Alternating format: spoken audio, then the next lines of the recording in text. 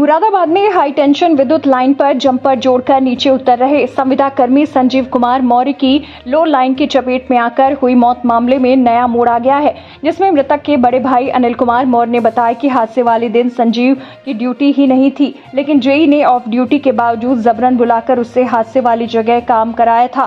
साथ ही जिस बिजली घर क्षेत्र में यह हादसा हुआ है उसमें उनके भाई की ड्यूटी ही नहीं थी। मृतक के भाई ने कहा कि संजीव मौर्य की ड्यूटी पीटीसी बिजली घर नाइट शिफ्ट में थी, लेकिन विवेकानंद बिजली घर जबरन उसे बुलाकर काम कराया जा रहा था। उन्हें संजीव के साथ काम पर मौजूद रहे हेल्पर ने बताया कि जब उसका भाई लाइन पर काम कर रहा था तभी जेई ने सिर्फ 3 मिनट का शटडाउन लिया था, लेकिन 3 मिनट में काम पूरा नहीं हुआ और शटडाउन वापस कर दिया गया। तभी नीचे उतरते वक्त वे लो टेंशन लाइन से टकराए और करंट की चपेट में आने से मौत हो गई।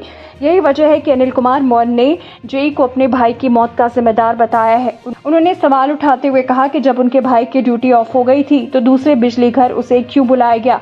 वहीं जेई शिव कुमार मौर्य ने मृतक के परिजनों के आरोपों को सिरे से खारिज किया है। उनके मुताबिक मृतक संजीव ने लाइन पर काम करते समय लो लाइन का शटडाउन ही नहीं लिया था।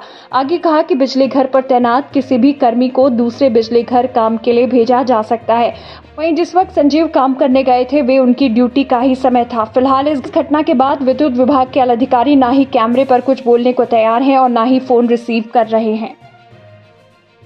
सर, ये सुनने में आया है कि मैंने जब पूछताछ करी वहाँ बिजली घर पर जो ड्यूटी है जिसके एरिया में ये कांड हुआ कि मेरे भाई की तो दूसरे बिजली घर पर ड्यूटी थी।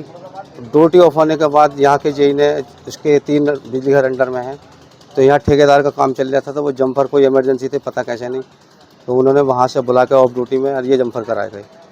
तो पता चला जो उसका हेल्पर था वो बता रहा था कि मैं खड़ा था सीढ़ी पे, तो पता नहीं ये दूसरी उसकी बराबर से कोई लाइन गुजर रही थी। उतरते हुए उनने उतरने से पहले ही जेई ने सिट डाउन 3 मिनट का सिट डाउन लिया। 3 मिनट में कितना काम हो जाएगा ये बताओ। तो उसने जो जैसे हाफ खंबे पे उतर के आए तो वहीं से सिट डाउन वापस कर दिया उसने जेई ने। उतरती नीचे एलटी गुजर रही थी, एलटी टकरा गई, एलटी से उससे एक्सीडेंट बताया तो यही गया कि गिर के मौत हो गई थी वहीं पर, डॉक्टरों ने बता दिया था। क्या वजह क्या हुई है, क्यों लापरवाही किसकी मानी? ये जेई की मानी जा रही है साहब। जब जेई ने बुलाया पहली बात तो दूसरी बिजली घर पर जब ड्यूटी ऑफ हो गई उसके बाद तो काम का कोई मतलब ही नहीं होता। दूसरे ठेकेदारी का काम चल रहा है तो ठेकेदार के आदमी कराए या उस बिजली घर के आदमी काम करना चाहिए। उस बिजली घर के लाइनमैन को उस बिजली घर के पे क्यों बुलाया गया? तो गलती सीधी जेई की है। पीटीसी पर सही साहब। पीटीसी पर थी जी। और बुलाया कहाँ गया? विवेकानंद आशियाना। अच्छा, विवेकानंद हॉस्पिटल के पीछे है। ड्यूटी कितने बजे से कितने बजे तक? ड्यूटी रात में थी इनकी। अच्छा, उस समय ड्यूटी ऑफ हो गई थी, घर के लिए आने के लिए तैयार थे, तो जेई ने इमरजेंसी बुलवा लिया शाम सुबह के टाइम में। अच्छा, जबरदस्ती बुलवाया। हाँ, बोले भैया काम करता चला जाइए। पूछताछ में ये पता चला, हेल्पर ने खुद बताया, बोले जेई साहब और एसडीओ साहब यहीं मौजूद थे उस समय जिस समय हादसा हुआ। एसडीओ साहब भी थे? जी। उनकी नॉलेज में भी था? जी। क्या नाम है एसडीओ साहब का? ये मैं नहीं जानता हूँ, लेकिन जो उसका हेल्पर था लाइनमैन का मेरे भाई का, उसने खुद ने मुझे बताया। अब आप लोगों की क्या मांग है, क्या चाहते हैं आप?